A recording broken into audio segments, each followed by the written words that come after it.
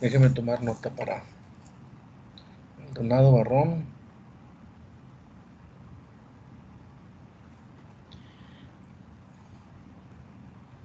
Moreno Treviño. Y Pérez Anguiano.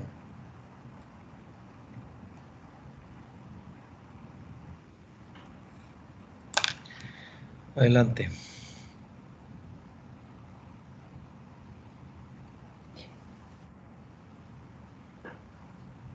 Ya voy, profe. Es que a mí todavía no me carga la presentación. Sí, se trata, ese es el problema de la tecnología. A veces no falla nada y a veces estamos batallando un poco. Sí, bueno, creo que ya. Nada más, déjeme ver porque tengo dos archivos. Uno está incompleto y otro está. Nada más déjeme ver si no era el incompleto. A ver si no era, a ver si era el bueno o el malo. Sí. A ver. Ah, sí, sí. Muy bien. Un momento. Listo. Bueno, pues esta presentación la vamos a dar yo, Xiomara Maldonado, Valentín Moreno y Rodrigo Pérez. Muy bien, Eh, adelante. Muy bien. Bueno, el valor TDT, que quiere decir tiempo de muerte térmica, o en otras literaturas encontré que se llamaba tiempo de destrucción térmica, es este valor representa el tiempo de muerte térmica. Es el tiempo necesario para destruir un número dado de microorganismos a una temperatura determinada.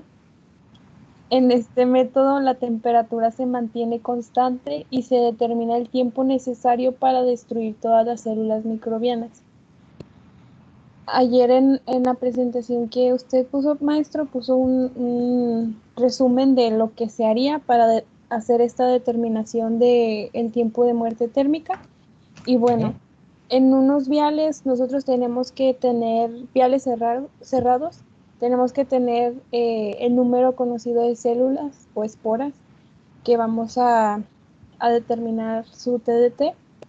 Después en un baño de aceite, este baño de aceite es como el baño María, pero se utiliza algún aceite y este es recomendable cuando se quiere subir a una temperatura mayor a 100. Muy bien, ya que se tiene el baño de aceite, se colocan los viales en este baño, se calienta y después se retiran los viales y se enfrían rápido. Después de los viales, se me olvidó comentarlo, de esos viales uno no se va a meter en baño de aceite, sino que se va a pasar directo a sembrar para tener como un control. Entonces, a los que sí se sometieron a este baño de aceite, los vamos a sembrar y los vamos a incubar. Y pues se supone que no debe crecer nada porque ya estamos aplicando el calor y ahí vamos a hacer una comparación de el control y los que sometimos a el baño de aceite.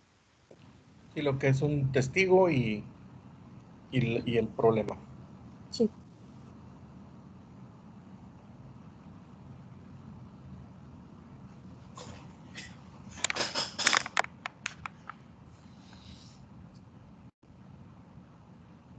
Bueno, buenas tardes, ¿sí me escuchan?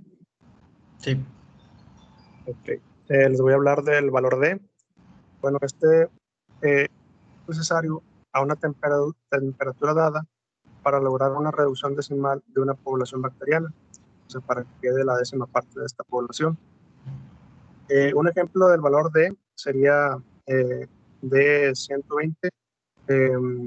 Aquí creo que hubo un errorcito. El 120 tiene que estar como subíndice y D120 igual a 4. Y esto nos indica que la temperatura sería 120 y el número 4 es el tiempo requerido para reducir la población bacteriana a su décima parte a esa temperatura. Y aquí a la derecha veríamos la curva de supervivencia bacteriana, donde a la izquierda tenemos la concentración y tenemos tiempo. donde a la temperatura, por decir en este ejemplo de 120 grados, aquí donde se ve que ya está la curva casi está pasando en la línea de tiempo, ahí serían ya los 4 minutos donde ya se reduce la carga bacteriana a su décima parte. Eso sería un ejemplo. ¿Tienen alguna duda de esto?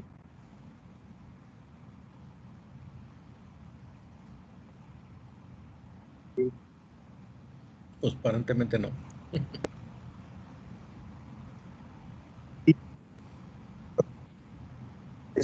Bueno, para dar un poco de contexto, generalmente se acepta que se logra una adecuada esterilización, como ya todos nosotros sabemos, a 121 grados Celsius por 15 minutos.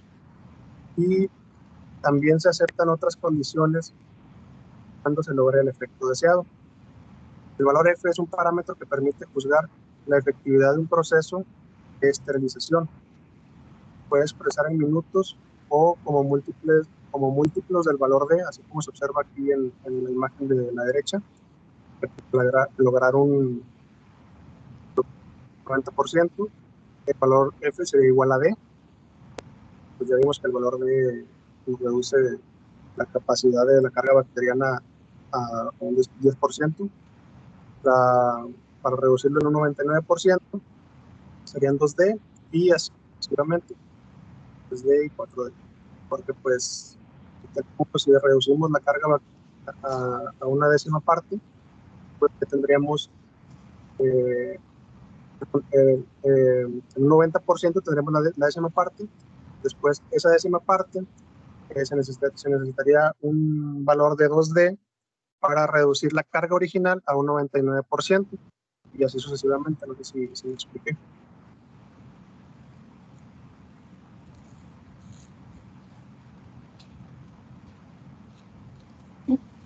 ¿Alguna duda con esto del valor F y valor D?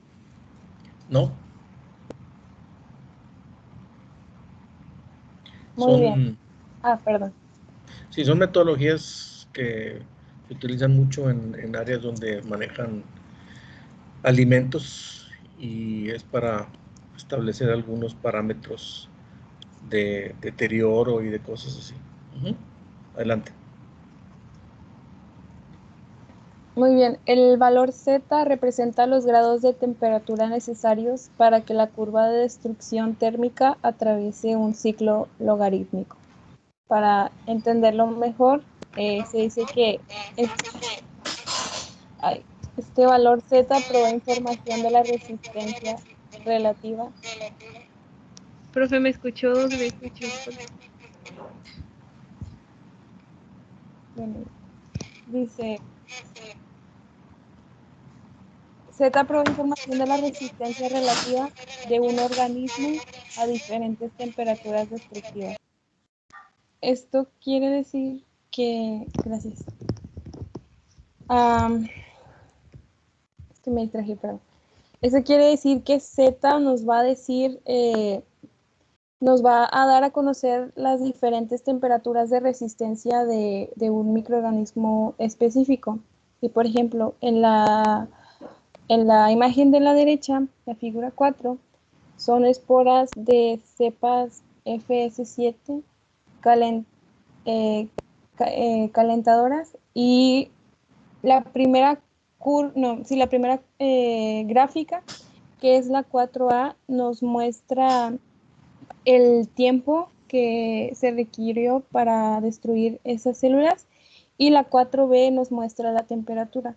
Y como podemos ver, va conforme avanza el tiempo, hay menos células, pero esas células que van quedando pues están haciendo resistentes a los diferentes grados de temperatura, ya sea Celsius o Fahrenheit. Entonces, este valor Z lo que nos va a proporcionar son las diferentes temperaturas a las que se resiste un microorganismo.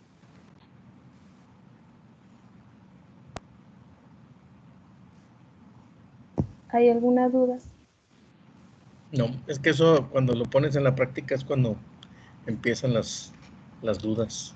Pero ya son metodologías muy establecidas, ya están muy estandarizadas, ¿no? Y a veces las empresas que utilizan estos métodos, ¿verdad? Ya tienen inclusive bien, bien determinado qué es lo que van a hacer y cómo lo van a hacer. Adelante. Buenas tardes, yo soy Valentín y para terminar les voy a hablar acerca del valor 12D. Este fue un concepto introducido por Stumbo en 1965 y pues quiere decir es un rango de reducción de 12 ciclos logarítmicos para Clostridium botulinum.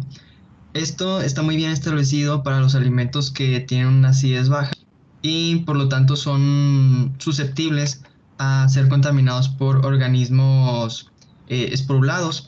Este concepto quiere decir la reducción de 12 ciclos logarítmicos. Esto quiere decir que a partir de 1.000 millones de células de esporas iniciales, al final de la esterilización terminemos con una sola espora. Sería lo contrario o lo opuesto al crecimiento logarítmico, que a partir de una espora se llega a tener miles de millones de esporas. En este caso sería a partir de miles de millones, pues llegar a tener solamente una. Y como se os comentaba anteriormente, en los alimentos que tienen un pH por debajo de 4, la esterilización se debe realizar por encima de los 100 grados centígrados para obtener esta reducción logarítmica, pero en los alimentos que tienen un pH por encima de este valor de 4.6, no necesariamente se requiere llegar a tan altas temperaturas debido a que estos alimentos no son muy susceptibles a ser contaminados por organismos esporulados. Nada más aquí yo no encontré cuando busqué que hablaran de otros organismos esporulados como los bacilos o los hongos. No sé si no entran dentro de concepto. Hasta donde yo tengo entendido, no, fíjese. Es algo que hay adaptaciones de las técnicas y todo, pero no tengo una idea de por qué no. No le podría decir exactamente por qué no, pero aparentemente sí no están considerados. Pues ya eso sería todo, no sé si tengan alguna duda. No, era sencillo, rápido. Sí, Muy bien, entonces, si no hay dudas, para continuar yo con los puntos que quedaron pendientes de esta parte, que es algo que ya hemos manejado durante mucho tiempo, y así es que nos vamos a ir rapidín para poder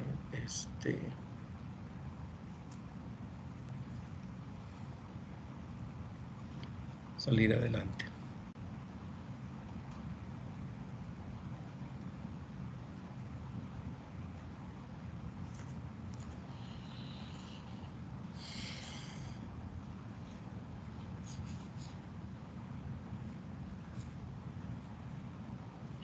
Los termófilos, pues ya sabemos que son microorganismos que pueden resistir se adaptan a temperaturas mínimas de multiplicación de 45 y una óptima de 50-60 y pueden tolerar hasta 70 grados, ¿no?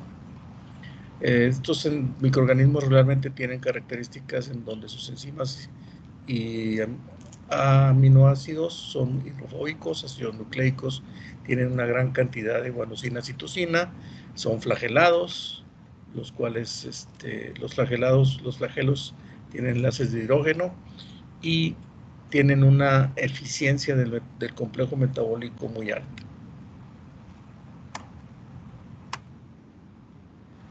Con relación a la tensión de oxígeno, son mayor por velocidad de crecimiento, lípidos celulares, son ácidos grasos saturados, y efecto de la temperatura tienen unas enzimas que son menos eficaces.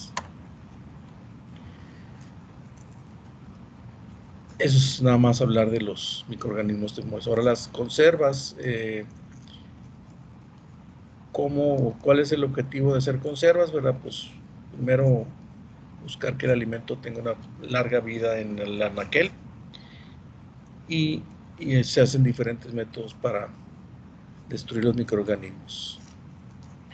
los cuales son, dependiendo de la forma en la que se empaqueten o se hagan las conservas, pueden llegar a afectar de diferente manera también al producto.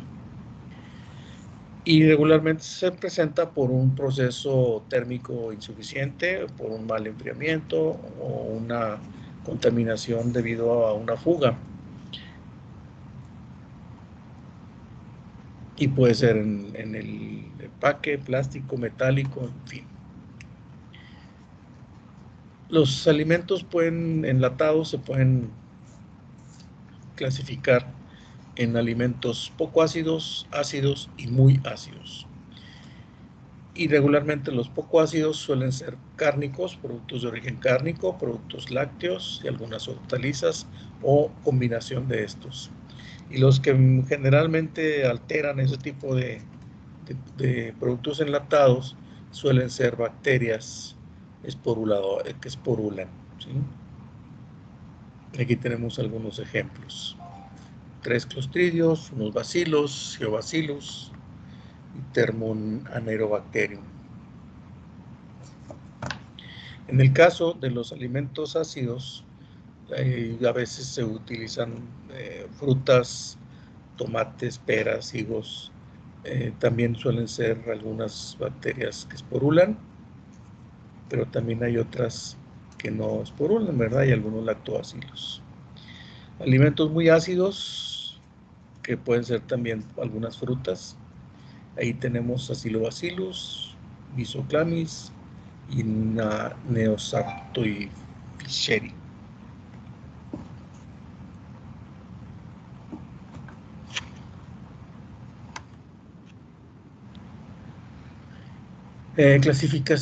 Clasificación en base al microorganismo que causa la alteración. Algunos mesófilos y algunos termófilos. Los mesófilos pueden ser anaerobios putrefactivos, anaerobios butíricos, acidúricos tipo flat sour, que acidifican sin producir gas, lactobacilos, levaduras y mohos. También los termófilos pueden ser anaerobios, productores de sulfuro, algunos poblados, igual que el anterior, tipo flat sour, y algunos anaerobios que son termófilos no productores de sulfuro.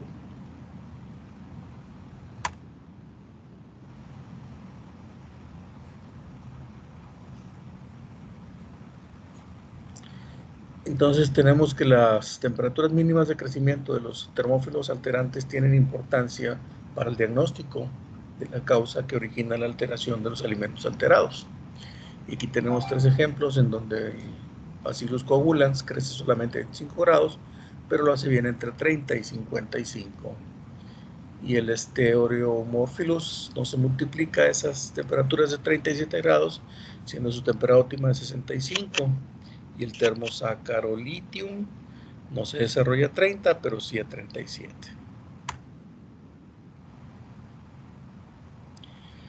Cuando hay alguna manifestación de una contaminación o un efecto negativo dentro de las latas de los alimentos, pueden ser latas normales, latas abombadas o simplemente que se sienten que tienen la presencia de gas. Los microorganismos que pueden estar presentes pues son regularmente anaeróbicos y la apariencia de la lata, ¿verdad? Pues es, como ya lo mencioné, una lata normal, abombada, ¿no? Y las características de ese producto, ¿verdad? Pues obviamente va a haber un cambio en el pH, un olor y sabor anómalos, o huelen a fermentado y en olores ácidos. Y lo más recomendable pues es obviamente no consumir alimentos enlatados donde la lata ha tenido alguna alteración. Pues porque eso implica la presencia de un microorganismo. Y como no sabes qué tipo de microorganismo es, pues entonces lo mejor es no consumir alimentos enlatados que tienen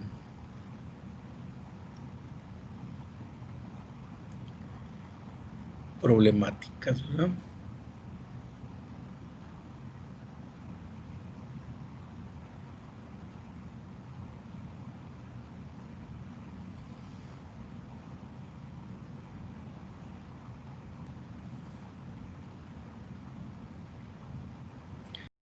Vamos a ver otro método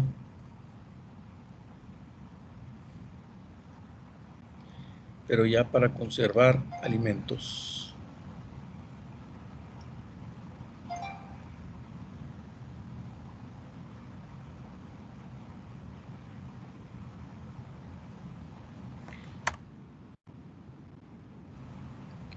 Conservación de los alimentos. Inicios de la deshidratación. ¿Qué es la deshidratación? Pues es la pérdida de agua dentro de los alimentos.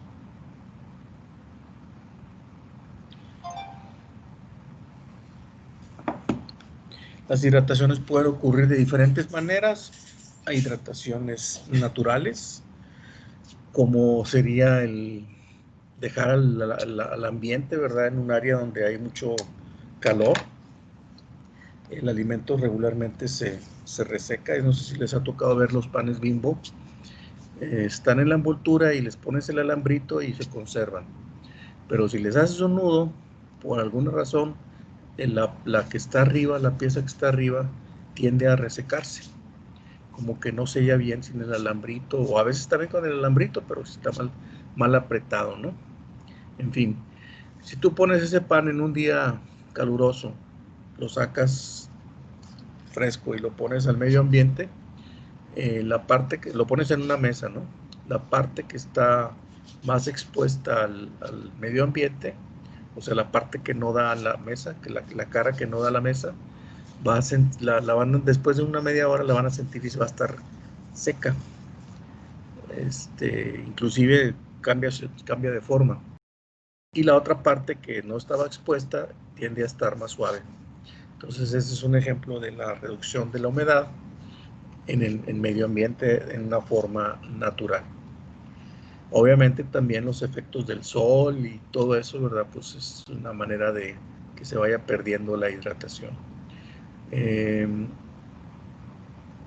Los movimientos del agua son increíblemente sutiles y de maneras increíbles como se pierde humedad.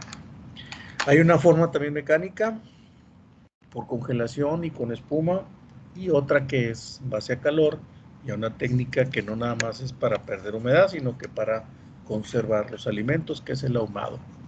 Y también hay alimentos que pueden llegar a tener una humedad intermedia.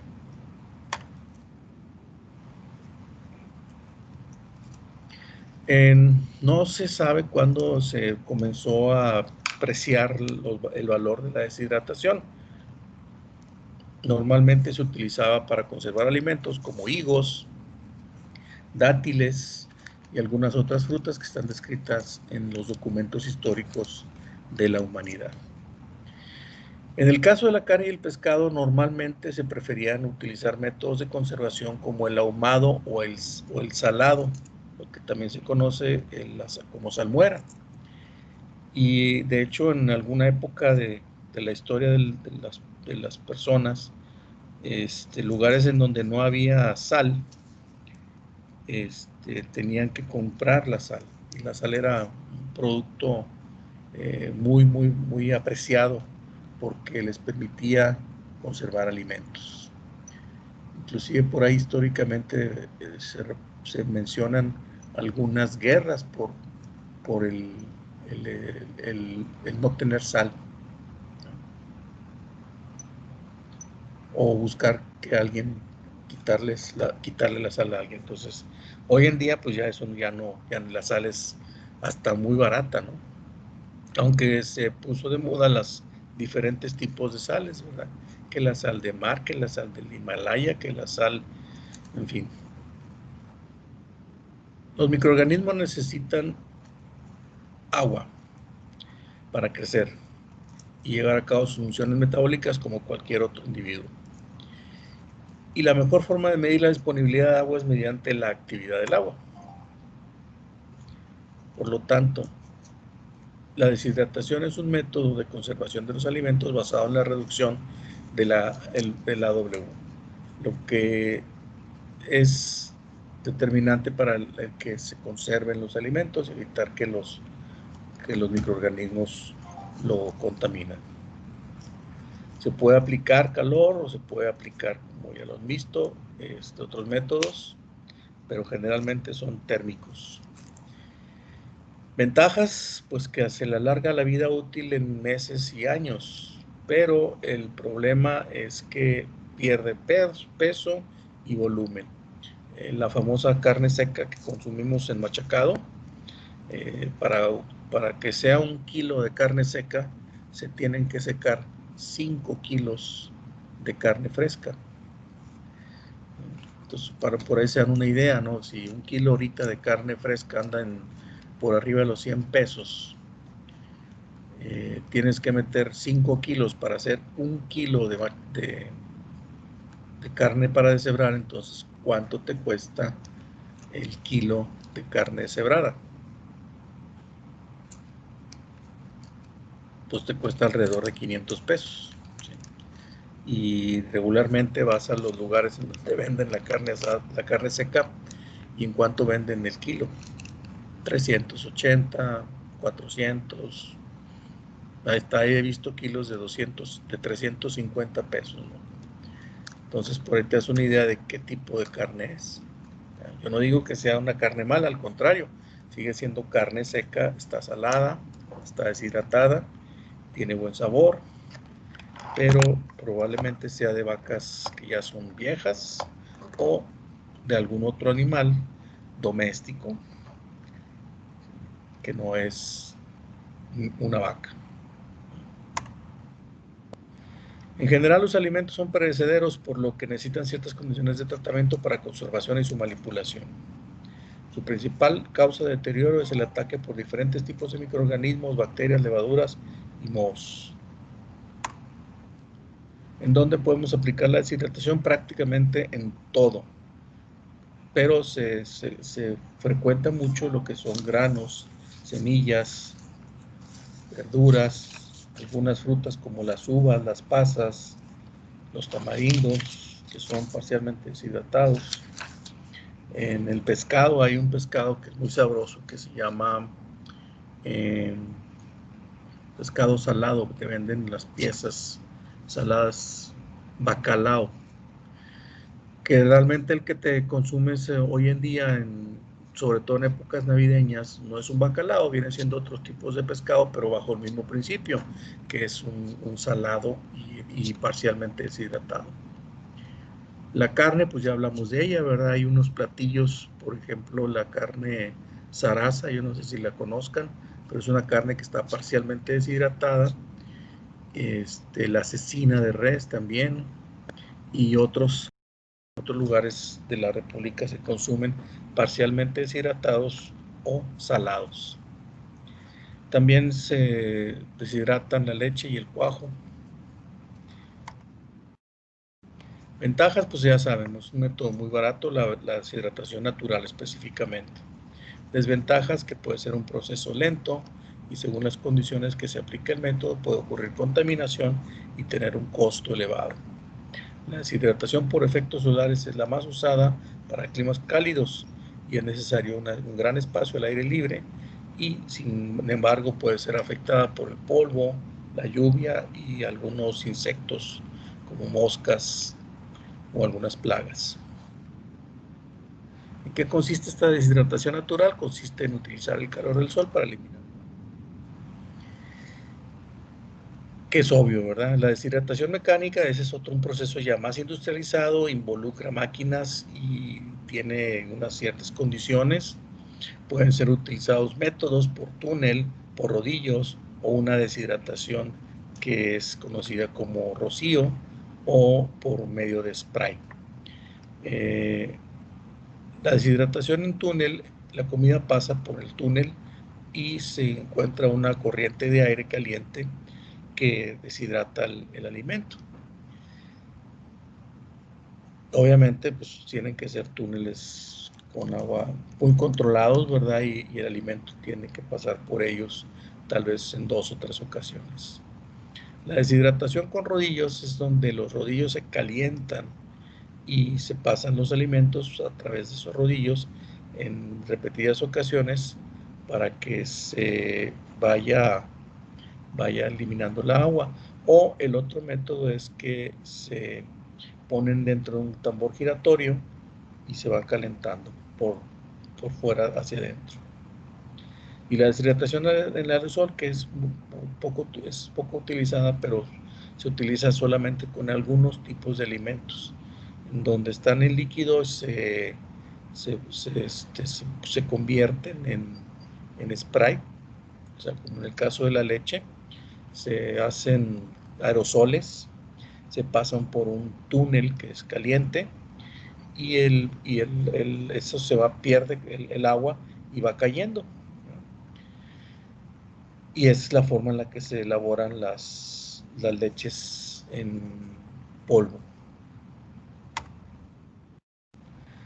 Dentro de nuestra deshidratación mecánica podemos decir que se aplica también igual: verduras, frutas, jugos, leches, té, carnes, productos líquidos, en fin, todo. Todo puede ser puede verse afectado, conservado, ¿verdad? Todo esto conserva los alimentos y elimina muchos microorganismos. Las ventajas: es un proceso controlado en el que se logra la deshidratación en un lapso de segundos a horas. No hay contaminación porque es dentro de un método industrial, obviamente estandarizado. Los alimentos logran eliminar casi la totalidad del agua y pueden durar hasta un año. Desventajas: pues costos son muy altos. El generar calor es algo que es costoso. Y hasta aquí llegamos porque ya nos llegó el reloj.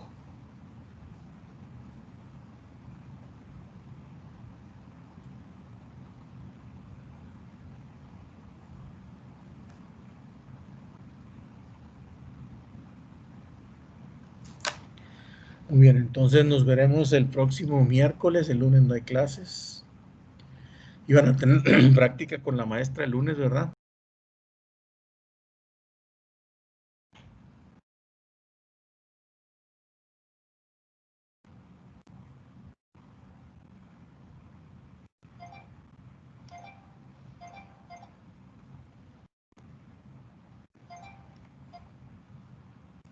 Sí. Pues sí. ¿Y si van a tener la práctica? Porque el lunes se supone que no hay clases. O sea, al siguiente lunes van a hacer 2 prácticas.